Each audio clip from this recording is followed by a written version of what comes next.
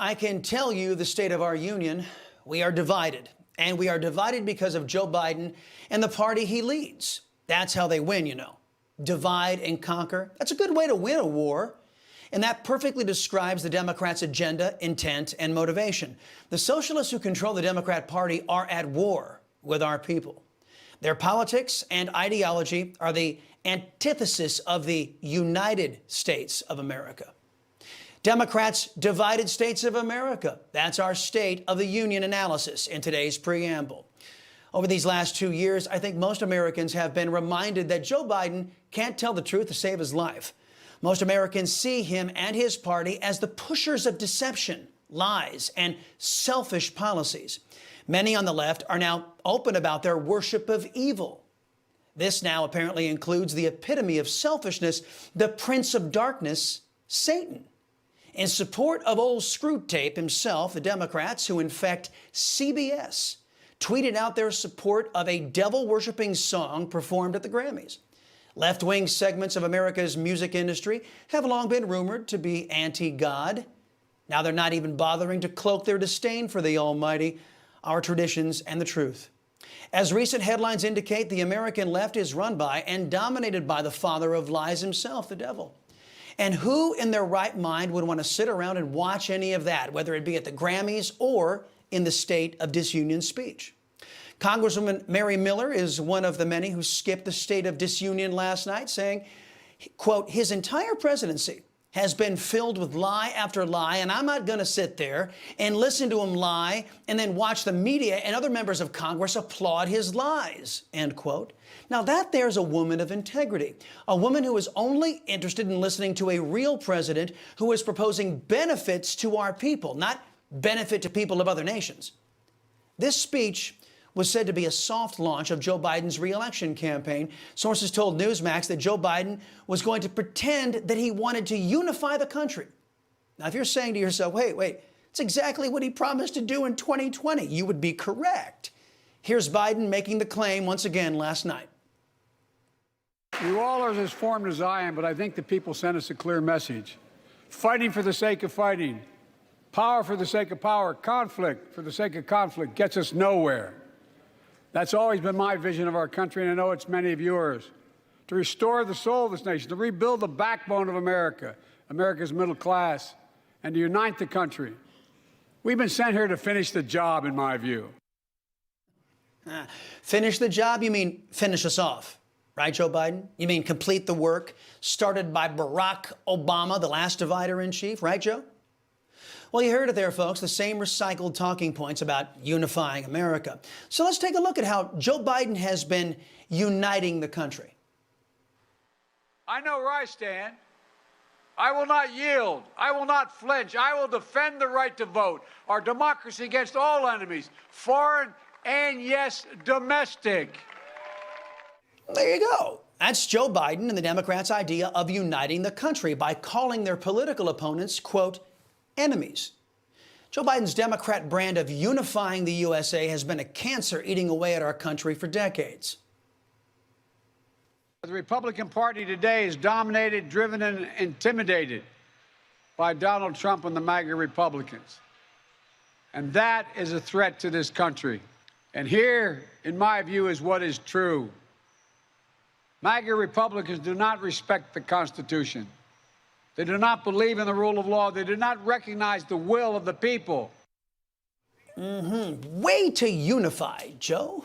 You know, I mentioned recycled talking points. Here's an often uttered but never proven line that Joe Biden threw into last night's State of the Disunion speech. We're writing the next chapter in the great American story, a story of progress and resilience. When world leaders ask me to define America, and they do, believe it or not, I can define it in one word, and I mean this: possibilities. We don't think anything is beyond our capacity. Yeah, nothing's beyond our capacity except for stopping a communist spy balloon from entering U.S. airspace. A balloon that was a threat against every man, woman, and child in America, launched by an inhuman, genocidal, racist slave state, China. America, under Joe Biden's Democrat rule, is capable of anything except for popping a balloon.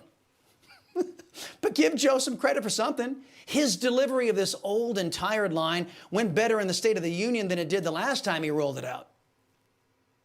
America is a nation that can be defined in a single word. I was going to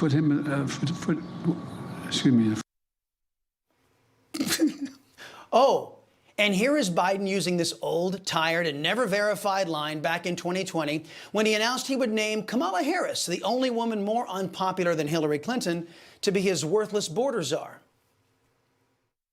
One of the reasons I chose Kamala is because we both believe that we can define America simply in one word: possibilities.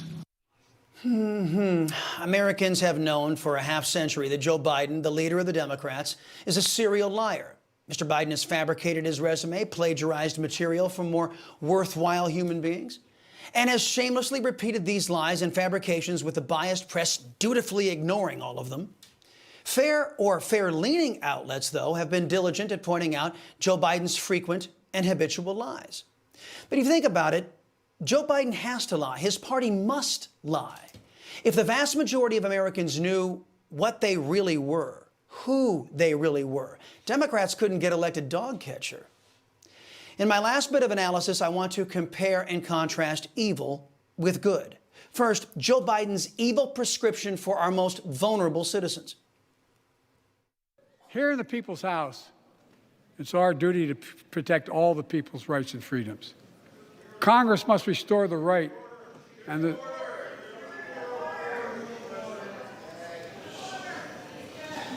Congress must restore the right that was taken away in Roe v. Wade and protect Roe v. Wade. Well, already more than a dozen states are enforcing extreme abortion bans. Make no mistake about it. If Congress passes a national ban, I will veto it.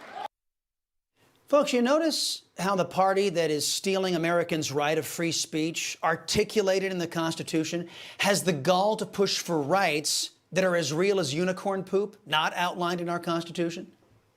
Now let's contrast that fake Catholic there, a man who would betray his God and his country by pushing inhuman policies that would make Xi Jinping smile.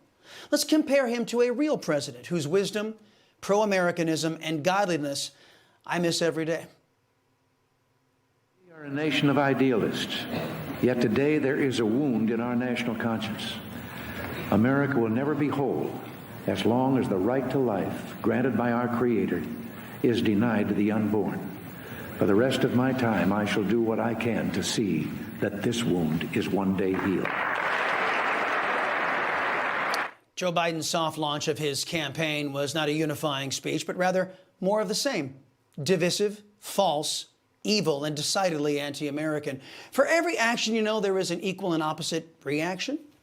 In response to the Democrats' push for anti-American suppression of free speech, for example, conservatives responded immediately. And the Republicans, you know, they're starting to catch up and push back in earnest.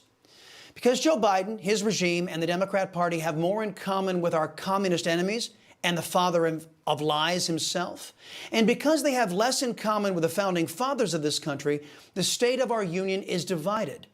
Now, we can be united again once we all embrace and celebrate our mutual compact, the Constitution.